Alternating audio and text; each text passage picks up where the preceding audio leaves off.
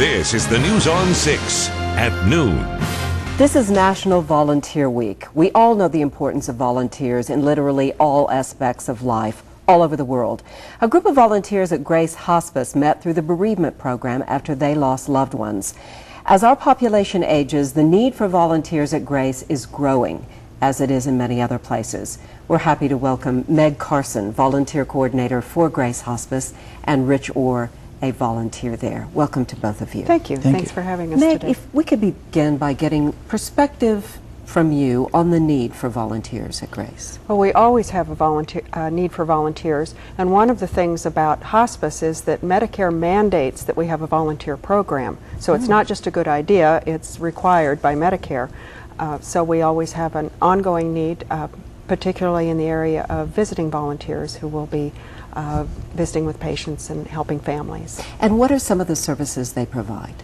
A friendly visitor, particularly for our patients who may be in care facilities and may not have other visitors. Caregiver relief in an independent situation where that weary caregiver just needs to get away and have some time to call their own.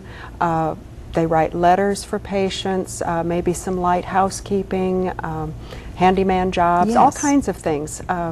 Whatever a person likes to do, we can find a way to plug it in. Of course. Rich, I know everyone is interested in hearing how you came to be involved as a volunteer and what your experience has been.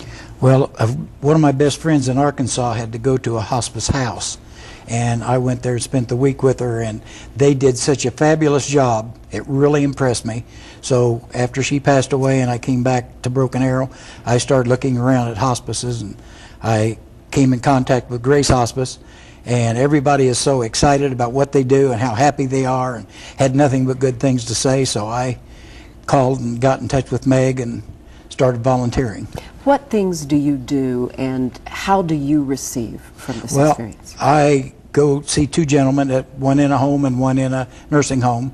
And I just go visit with them, you know, however long, an hour, 2, 3, 4 hours.